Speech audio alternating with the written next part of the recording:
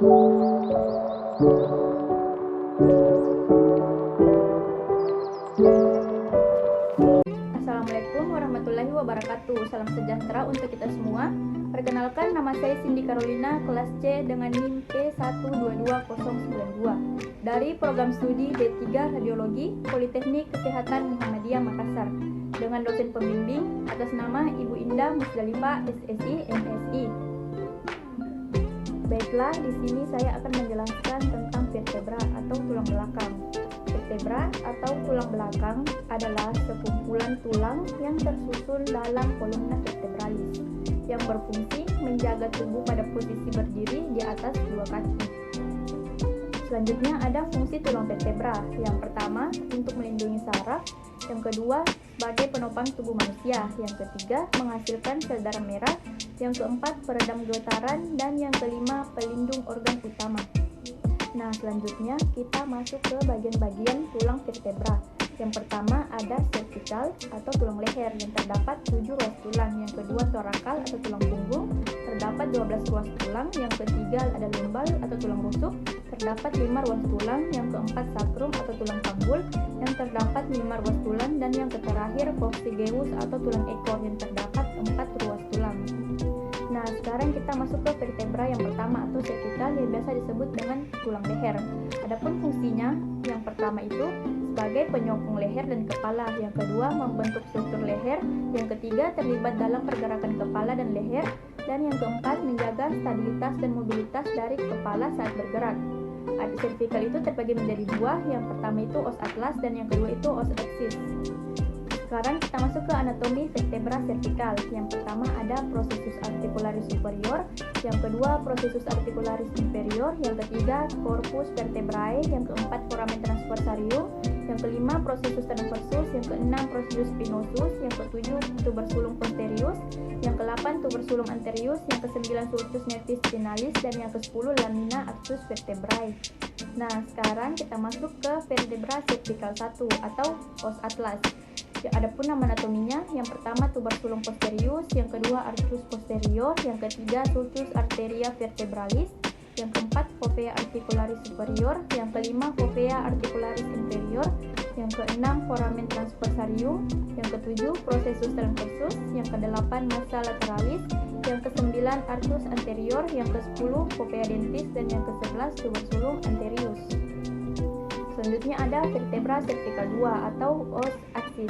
Adapun nama anatominya, yang pertama dens epistropeus, yang kedua facies articularis anterior, yang ketiga facies articularis posterior, yang keempat facies articularis superior, yang kelima processus articularis inferior, yang keenam corpus, yang ketujuh foramen transversarium, yang ke-8 processus transversus, dan yang ke-9 processus spinosus.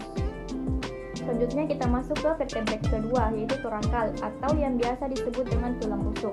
Tulang rusuk ini menempel pada tulang punggung tengah. Bagian ini sedikit menekuk sehingga membentuk huruf C ke belakang yang disebut dengan kurva kipotik.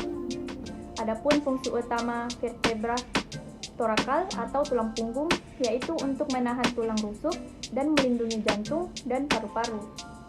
Adapun nama-nama anatomi vertebra thoracal, yang pertama itu processus spinosus, yang kedua processus transversus, yang ketiga fovea costalis transversalis, yang keempat pediculus arcus vertebrae, yang kelima lamina arcus vertebralis, yang keenam incisura vertebralis superior, yang ketujuh incisura vertebralis inferior, yang ke-8 fovea costalis superior, yang ke-9 fovea costalis inferior, dan yang ke-10 corpus vertebrae. Selanjutnya ada vertebra yang ketiga atau lumbal yang biasa disebut dengan tulang punggung. Lumbal ini berguna untuk menopang bagian atas dan menjadi penghubung ke area panggul, serta memiliki fungsi untuk menumpu sebagian besar berat badan atau yang biasa disebut dengan gamets.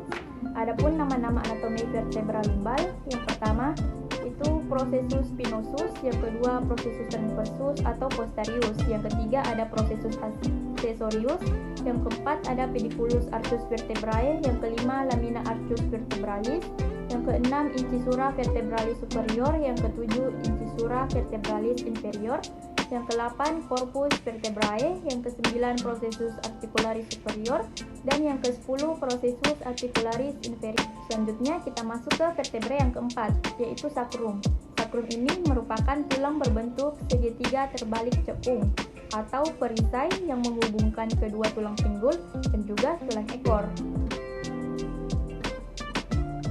Adapun fungsinya yaitu sebagai penyokong berat badan, penyeimbang badan, dan tempat berkembangnya janin dan melahirkan pada wanita.